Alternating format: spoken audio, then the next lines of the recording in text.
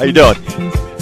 We're back live from the LAZ Golf Tournament here at Tunx's Plantation, and joining us on the set is the lovely Amanda Jo Parker from the Country 92.5 Morning Show with Damon Scott. What time do you guys hit the airwaves? 5 a.m. Wow, that's an early wake-up call. It's been a long day for me. Yeah. Hey, but can we go back to that sweeper? Can I punch you in the face? Of course you can. Is that what that was? Oh, yeah. Well, usually we're talking about sports, and when something annoys us, I usually come out with something stupid like that. So Kurt is the best in the business, Kurt Kaplan on the ones and twos, where he saves all of those little bites, and he weaves those into our, what do you call that? Our treasure chest of sound. Got it. Oh, I like Imaging. that. I like that. Imaging. He's the best. Treasure chest of sound sounds so much better than imaging. But Amanda Jo is the best golfer on our team. No, I was that not. out today. Yes, you are. I was not. I did okay the first 9 holes.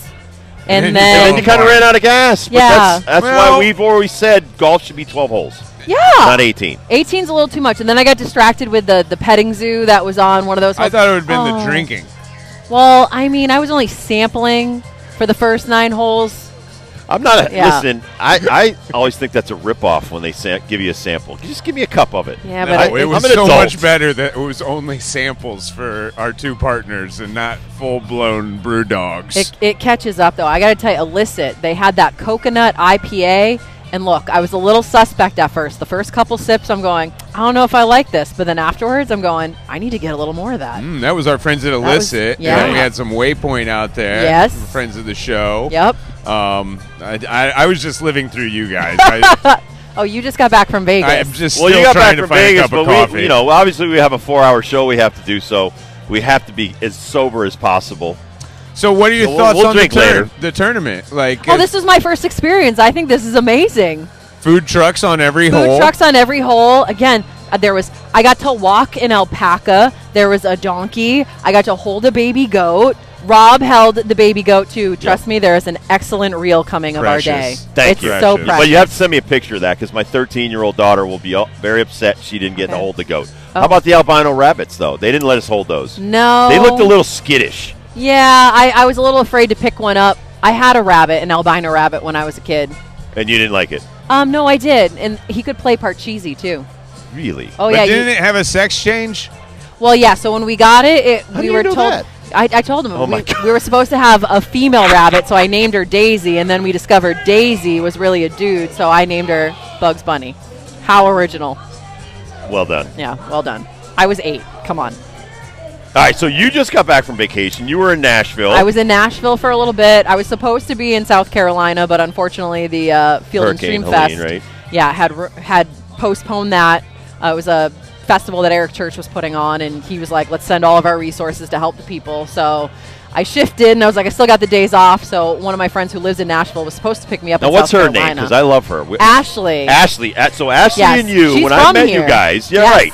You guys were up in Boston, and you would always come to the country shows here in Connecticut, and that's how we first met. Yes. Long before she was working here. When I was in Springfield. It was when I was in Springfield. So every time, because my wife loves country, I love the country artists. We're friends with a lot of them, and we'd always meet back up in the green room and stuff like that. So I've known Amanda a lot longer than just her working here. Well, and this is the funny thing, too, because when I would meet him, look, I knew you were a big deal, that you were this big baseball player. Stop with that nonsense. But, like, I mean, I'm a Red Sox fan, so if you weren't on the Red Sox, they never scouted me. Yeah, so what can I say? So I knew it was a big deal, and it wasn't until maybe a year ago, maybe a year and a half ago, after working with you for as long as I have, everyone's like, oh, yeah, he's a nasty boy. And then I'm seeing the videos from the brawl. 40 years ago. I know, man. That's but like a whole other life. I was like, he's a teddy bear. Yeah, no, I'm 60. That was a whole other life. Mind blown. Right. So not only do you have connections with Dibs through your country shows, it feels like you know all the last parking guys as well. Like this dude from Boston just walks up and got Amanda knows her. Knows him, yeah. Amanda butts in like, oh, we're best friends. Yeah. Well, and he's a big wig, too, so you could tell because he's got 2 of our big wigs here in Connecticut leading him around, introducing him to everybody. Yeah. Well, apparently they're going into the building that our iHeart station in Boston is at. That's what's up. Oh, I was like, I know it well. Oh, nice. So, yeah, if you're ever flying out of Logan, you're going to want to look them up. Medford location, it's great. It's right next to the T, so you can ride it into Logan without having to worry about parking in, crazy Logan area. You just park in Medford. Medford, as they call it. Yep. Let's talk golf. All right. So one thing I noticed now, how many times have we played golf, Amanda? This is the first time. First time ever? Well, I mean, we've done tournaments, but I've never been on your team. You have your own golf bag, though. Yeah, You've played golf before. Oh, yeah. With you, this was the first time. Oh, okay. Yeah. I mean, obviously, you don't play golf until you play golf with yours truly. I totally get that. You guys were both great for giving me tips because when I moved to Connecticut, I realized I need to learn to golf. Because you could spit and you're on a golf course. It's in my backyard, but also men, they're everywhere. Look at this. I'm swimming in it. Men or golf? Both. What are the things you think you're struggling with in your golf game? Look, I know when I mess up, like it's okay, I didn't keep my head down. You're really focused on head down. That is like the number one thing you're focused on. Yes, and I was a softball player. We totally can tell that you were a softball player because we are loading on our back leg, and we are picking our left leg up like Babe Ruth, and we are trying to But you're really ahead of the game because you're coordinated, you have great hand-eye coordination, so you can hit, and you hit the ball a ton when you do hit it. See, I know when I mess up. And you don't get frustrated. A lot of people that are just taking up the game get frustrated and stuff. Just worry about hitting it forward and hard. That's the key right now. The alcohol helps with that because then you just get to a point where alcohol gives you patience. Well, yes, because at some point I'm going, no matter what, I'm having fun. Golf's about fun. Golf's about fun. Ben knows I won't golf with like anal retentive people. And look, if they think they're like on the PGA Tour, get out of my group. That's not why we're here. The one thing I think you learned about Rob Dibble's game, there's two things he's great at: putting. Yep. Yes. And great music from Ryan Donahue. Yes. And finding balls. Nobody finds balls like Rob Dibble. Look, he's looking for his most of the time. My late father-in-law taught me that part of the game. If you come back with more balls than you started with, it's a good day at the golf course. We did. I lost. Technically, I lost 2. Well, maybe 3. But we gained so many. Yes. Multicolors. I'm golf good. gods give you back balls. Yes. Exactly. Yes. There you go. Exactly. It was a win. Today was a win. Are we winning? Now we finished -7. Have you checked the scoreboard? Is it a handicap thing? Well, I did turn in our scorecard. Oh, okay. You did. Okay. I kept score, so it's pretty close to being legit. But we didn't finish the last 2 holes. Yeah, we did. Oh, okay. We totally did. We did. So we should have finished 9 under then if I was keeping score. If Dibs was keeping score, we would have been 20 under. You people disappoint me. It's quasi complete. Hey, we're mini golf champions. That's right. We are mini golf champions. Everybody here. Putt-putt. Right. Yep, putt-putt champions. So we're here for charities. We're here for Special Olympics. You do a huge charity with Country 92.5 every single year. St. Jude's. Tell us about the St. Jude's Radiothon and just everything, because you've been to the place, right? I'm actually going in 2 weeks. No way! Yeah, so I'm going to be going. I go maybe every other year, but Connecticut specifically has one of the longest running St. Jude Radiothons across the country. I mean, country radio really got involved because of Randy from Alabama, and it's an amazing history. Danny Thomas, if you don't know it, look it up.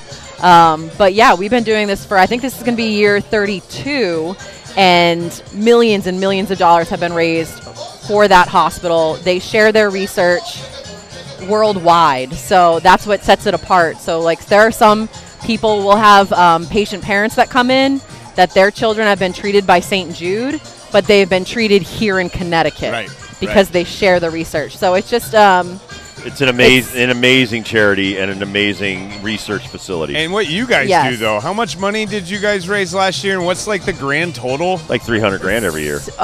Did you go more? Yeah, plus more. I mean, we've raised millions of dollars in the last 30-something years. Oh, absolutely. And it's just amazing, and it's one of those things. Again, look at the history of the hospital itself. That is a modern-day miracle. The guy who started it was a radio person to start and literally started going around the country and saying, I want to have this hospital in the heart of the country, where at that time what was going on was civil rights. And he's like, I want somebody to be treated regardless of their race, religion, creed, right here. So this radio guy, TV guy, starts going around the country, and he's asking people to give them money. He needed $1 million to start the hospital at the time. He gets the $1 million, and the only original part that's left in that hospital, I can go on my soapbox, is the donor wall. And I remember the first time ever seeing that donor wall. You see Frank Sinatra's name up there. You see Elvis Presley. But then you see people from Suffield, Connecticut, from Enfield. He literally went all over the country. So when we do this radiothon, I always make sure people see pictures of that OG donor wall, because that's our hospital. Oh, and then Danny Thomas. Listen, my dad would do a lot of these charities, and St. Jude's was one. And obviously Jerry Lewis's telethons with the multiple sclerosis was another one. And Danny Thomas was an entertainer with all those Rat Pack guys back in the day. By the way, he was just there as they leveled the Tropicana, which is where the Rat Pack used to always perform. That's so it's kind of like 6 degrees of these guys. But then Marlo Thomas, who was a famous actress, when her dad died, she took over the mantle, and it's been amazing in my lifetime to see what they're doing. Yeah, and every year that I go back, I think I visited the hospital. This will probably be my 6th time. Every year I go back, it's bigger and bigger. The campus is bigger because there's more research centers. They're doing more research, and it's not just cancer that they end up researching. It's kind of crazy how everything's so connected. But it's the research centers, and then it's more places on campus for them to be able to treat more and more patients there. So it's just an amazing place, and we do the radiothon every year. It should be the first week in December usually. So serious question now that I got you here, and I did see this guy. I didn't see him, I didn't go to his show, I just saw him on a billboard, and he's got a residency now. What the hell's happened to Garth Brooks? Oh, I don't want to touch that one. You don't want to touch that one right now. That one right now. This go guy, to someone else. I'm just talking about the beard. Yeah, he's got some lawsuits against him. Yeah, well, he's killing it in the Caesar's Palace because he took over for Celine Dion. Just for Let's men. go to Bruno Mars. Why is Bruno Mars having a residency out there as well? Is he? Yeah, because he owed so much money. Oh, I didn't know that. His gambling debts were like $50 million. So he had to be like, hey, now I'm going to be a resident here for a while. Oh, pay off my debts. Well, hey, that Elvis was a different situation where his manager couldn't supposedly fly outside of the country, so that's why he kept him in. But his manager also had gambling debts too. Oh yeah, so that's why he was making Elvis work. If you haven't seen that latest with Austin Butler. Oh my God, how handsome is that Elvis, dude? He's a good looking. And now dude. He's in that biker movie. Yes, I have to watch that. Yep. You know what I'm talking about. I know what you're talking about. Oh yeah. Woo. All right, so golf game. What's your full synopsis? What's your full synopsis of playing with the Rob Dibble Show team? You guys were very helpful. I liked the pointers. Thank you. Was great. We don't like to be teachers, though. No. I don't like it when guys mansplain things to me. But here's the thing. And that's, you guys don't do that. I'm also very much like an athlete in the sense where I know you guys know what you're doing, and I know my limitations. So I'm like, if you can give me pointers, great. I'm not as horrible as I thought I was going to be. We like to think we know what we're doing. I'm the type of person, if I respect you, I will listen to what you're saying, and I will try to incorporate the tip. If it doesn't work for me, I'm moving on. No, but I mean, I had great teachers growing up. Yeah. I mean, I'm not patient because I'm an ex-baseball player. You're an ex-softball player. It's not easy to do golf. Golf's this stupid little, what I call a white rat. It's the hardest thing to hit, that stationary thing, in any sport I've ever tried. And some days it's like you're having a great day, and other days you're not. Today was a great day, though. It was cold. It was windy. Cold and windy. But it's sunny outside. No, but that's Look New at England, the foliage. It's great. I hated L.A., dude. L.A. was hot like you were just in Vegas. It was 100 every day, right? 100 every day. That's miserable. This is like the worst time out west right now. Fires, all kinds of crazy stuff. Wyoming's got a bunch of fires. Yeah, you know what? Layers. I like the change of seasons in this state. I love the change of the leaves. Right now, I could deal without these needles that are just smacking us. I love it. I love it. Except a couple did get in my margarita. So are you back at work now, or are you still kind of on vacation? No, I'm back. Okay. I did the morning show this morning. I'm doing the morning show tomorrow. You're a gamer. So you should be napping right now, right? Nah. Yes. I try not to nap. Bedtime is what, in an hour? 9 o'clock.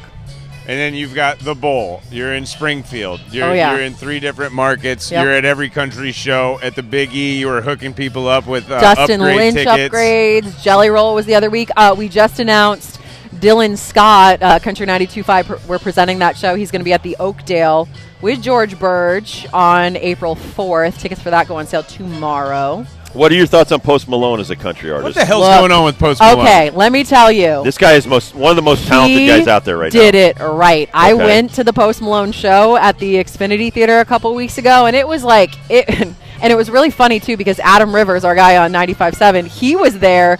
And the text messages back and forth between us were hysterical because I was like, you need to get video of this one because he was a little bit closer. I was like, this is the collaboration with Chris Stapleton. And then I'm going, oh, this is great. And he's like, how do you not know this? We played it 13,000 times. I'm like, country. I focus on country. But no, it was great.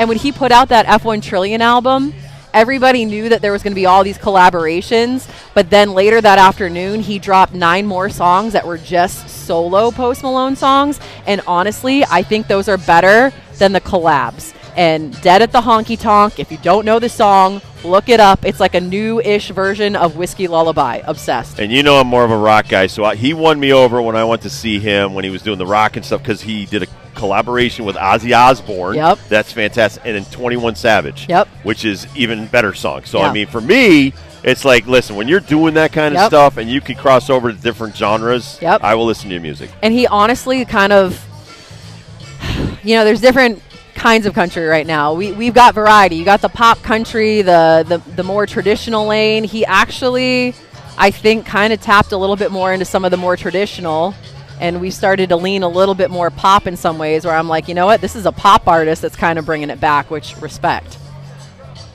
Amanda Jo, you're very versatile. Wonderful golf partner on our team, though. I like to think Who are you golfing with at our company outing next Thursday? I don't know, but one of you guys has to be on my team. You're welcome to be on our team. Somebody's got to help me. Tell me what iron to use. I don't need to play. I'll just putt. Ben knows Putt me. and find balls. That's what Rob does. does. Putting and find balls. When you get to be my age, it's some of the simple things, Amanda. So many jokes. There you go. So many jokes. I know. All right, we're going to take a quick break. We'll come back and do First Tips question of the day. It's live from the LAZ Golf Charity Tournament here on Fox Sports Radio.